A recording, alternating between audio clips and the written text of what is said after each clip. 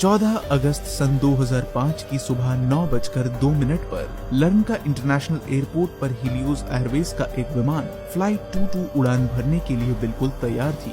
Plane में सवार pilot कुछ चीजों का मुआयना करके इंजन ऑन कर देते हैं, जिसके बाद कुछ देर तक रनवे पर क्रूज करते रहने के बाद ये विमान आसमान का रुख करता है।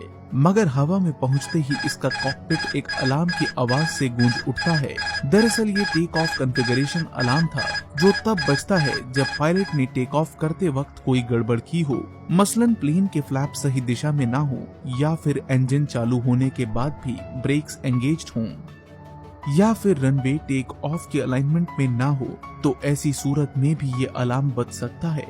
मगर फ्लाइट 522 के केस में ऐसा कुछ नहीं था। हमारी फ्लाइट तो फिलहाल जमीन से 12,000 फीट की ऊंचाई पर उड़ान भर रही थी। ऐसे में इस अलार्म का बजना वाकई चौंका देने वाला था। कुछ देर तक अलार्म की गूंज के बीच उड़ते रहने के बाद जब ये विमान 18,000 फीट के ऑल्टीट्यूड पर जा पहुंचा, तो कुछ और अलार्म्स ने भी बजना शुरू कर दिया।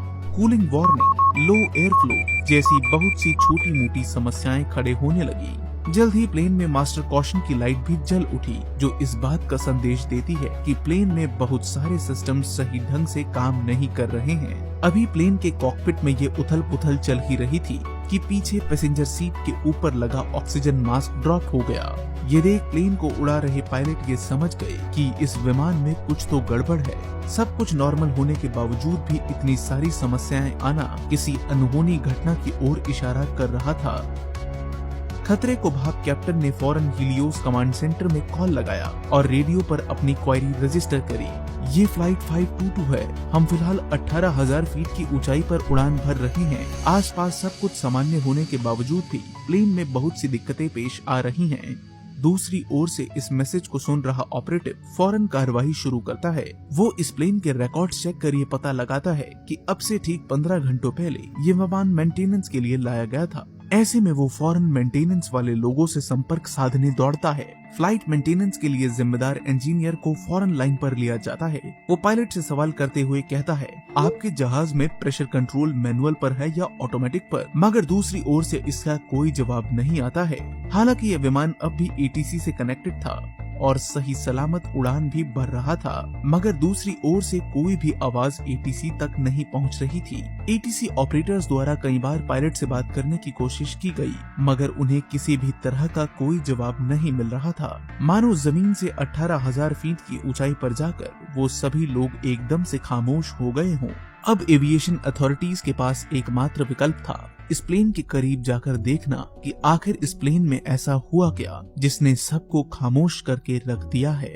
फौरन 2 लड़ाकू विमानों ने नजदीकी एयरफोर्स बेस से उड़ान भरी और वो इस जहाज के पीछे निकल गए। अपनी गोली जैसी तेज रफ्तार के साथ आगे बढ़ते ये विमान जब फ्लाइट 522 के करीब पहुंचे तो उन्होंने एक हैरान कर देने वाला नजारा देखा। इन लड़ाकू विमानों ने फ्लाइट 22 के बेहद करीब जाकर खिड़कियों से झांक कर देखा तो पाया कि प्लेन में सवार हर एक शख्स बेहोश पड़ा है। चारों तरफ ऑक्सीजन मास्क लटके पड़े हैं। ये नजारा देख फाइटर पायलट्स ये समझ गए कि इस प्लेन में डिकम्प्रेशन हो चुका है, जिस कारण प्लेन का सारा प्रेशर निकलकर बाहर चला गया है और ऑक्सीजन की कमी होने के चलते लोग बेहोश हो गए हैं। हालांकि प्लेन ऑटो पायलट मोड पर होने के चलते अब भी सही सलामत ढंग से उड़ रहा है। ये नजारा देख रहे फाइटर पायलट्स पूरी तरह से सुन्न हो गए, क्योंकि वो बहुत अच्छे से समझते थे कि इसके बाद क्या होने वाला है। उन्हें अच्छी तरह से मालूम था कि ये प्लेन जल्द ही क्रैश हो जाएगा और वो चाहकर भी कुछ नहीं कर पाएंगे। उनके पास इस प्लेन को उड़ता देखने के सिवाय और कोई विकल्प नहीं था। मगर तभी उम्मीद की एक किरण चमकी। अचानक एक आदमी कॉकपिट में दाखिल हुआ। उस शख्स के कपड़े देखने से वह प्लेन का ही एक क्रू मेंबर लग रहा था। वो कॉकपिट में आया और उसने प्लेन की कंट्रोल संभालने की कोशिश की, मगर अफसोस वो ऐसा नहीं कर पाया। उसे प्लेन उड़ाने से संबंधित जानकारियां नहीं थी। वो प्लेन को कंट्रोल नहीं कर पाया और जल्द ही बेहोश होकर वहीं गिर गया। और इसी बीच इस प्लेन का बुरा वक्त शुरू हुआ। सबसे पहले इस प्लेन के दाहिनी इंजन में आग लगी, जिस कारण ये दाईं ओर मुड़ गया और तेजी से नीचे की ओर गिरने लगा। कुछ ही देर में प्लेन के दूसरे इंजन ने भी आग पकड़ ली। यह प्लेन बड़ी तेजी से अनियंत्रित होकर नीचे जमीन की ओर गिरने लगा और चंद मिनटों के इंतजार के बाद ये प्लेन एक घाटी से जा टकराया। पल भर में ही 121 जानों ने दम तोड़ दिया। कोई शोरगुल, ना कोई चीख पुकार और ना ही जान की भीख के लिए कोई प्रार्थना या अरदास। सब के सब लोग एक झटके में काल के ग्रास में समा गए। इस हादसे की जांच के बाद ये मालूम पड़ा कि अधिकतर लोग बेहोशी की हालत में ही जलकर मरे। कुछ लोग इस प्लेन के मलबे में दबकर मारे गए तो कईयों की लाश तक झुलस गई। सिविल एविएशन के इतिहास की बेहद दर्दनाक और भयानक घटनाओं में से एक है फ्लाइट 522 घोस्ट प्लेन के नाम से भी जाने जाने वाली ये घटना, क्योंकि इसमें मरने वाले सभी मुसाफिरों की जान बेहद खामोशी के बीच दर्दनाक ढंग से हुई थी। इस हादसे के तुरंत बाद खोजी टीम घटनास्थल पर पहुंची। प्लेन के मलबे के बीच से सभी लाशों और ब्लैक बॉक्स को बरामद कर लिया गया।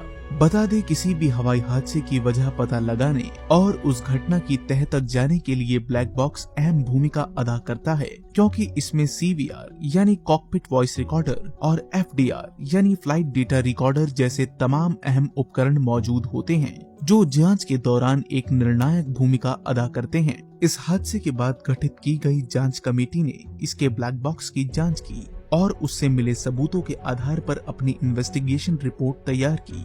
आइए अब हम उसी इन्वेस्टिगेशन रिपोर्ट की ओर चलते हैं और इस हादसे की असल वजह को जानने की कोशिश करते हैं। देखिए, इस प्लेन में समस्याओं की शुरुआत तो इसके उड़ान भरने के साथ ही हो गई थी। उड़ान भरते ही टेक ऑफ कॉन्फ़िगरेशन अलार्म का बज उठना इस बात का इशारा करता था कि प्लेन में बहुत सी टेक्निकल खामियां थी। इस दुर्घटना से चंद घंटों पहले प्लेन के कैबिन क्रू द्वारा इस बात की शिकायत की गई थी कि प्लेन के कंप्रेशन पैनल में कुछ गड़बड़ है, जिसकी जांच हेतु टेक्निकल टीम ने प्लेन के कंप्रेशन सिस्टम को ऑटोमेटिक पे शिफ्ट करके मैनुअल पर सेट कर दिया था, ताकि वो इसके भीतर का प्रेशर बढ़ाकर लीकेज का पता लगा सके। अपनी इस रूटीन जांच के दौरान इंजीनियर्स के दस्ते ने प्लेन में सब कुछ ठीक पाया। उन्होंने इस प्लेन को अपनी अगली उड़ान के लिए बिल्कुल दुरुस्त पाया और इसे इसकी अगली फ्लाइट के लिए भेज दिया, और यहीं इस हादसे की पूरी पटकथा लिखी गई थी। प्लेन की मेंटेनेंस करने वाले इंजीनियर्स की लापरवाही के चलते ये हादसा हुआ।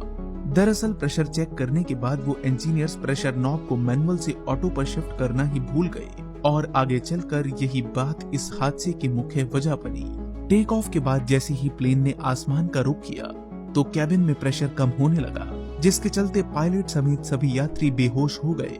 जबकि एक आम केस में होता ये है कि प्लेन का कंप्रेशन मैकेनिज्म ऑल्टीट्यूड बढ़ने पर ऑटोमेटिकली प्रेशर भी बढ़ा देता है, मगर यहाँ नॉब के मैनुअल पर होने के चलते ये अनहोनी हुई। जब ये प्लेन 12,000 फीट के ऑल्टीट्यूड पर पहुंचा तो कॉकपिट में एक अलार्म बजा था, जो असल में ऑल्टीट्यूड प्रॉक्सिमिटी अलार्म था, जिसे समझने में पायलट से गलती हो गई थी। उन्होंने अनजाने में इसे टेक ऑफ कॉन्फ़िगरेशन अलार्म समझ लिया था और बिना सोचे समझे विमान की ऊंचाई बढ़ाकर 18,000 फीट तक ले आई। नतीजन प्लेन में हाइपर डिकम्प्रेशन हो गया और सब के सब बेहोश होकर वहीं पड़ गए। इस बीच जब तक मेंटेनेंस की टीम उनसे बात कर पाती, तब तक बहुत देर हो चुकी थी।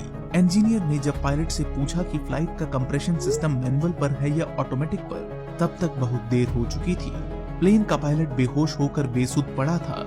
अगर ये एक इंस्ट्रक्शन पायलट सुनने के लिए होश में होते तो शायद ये भयानक हादसा होने से टाला जा सकता था, मगर अफसोस ऐसा नहीं हुआ और इस घटना में सभी 121 लोग मारे गए।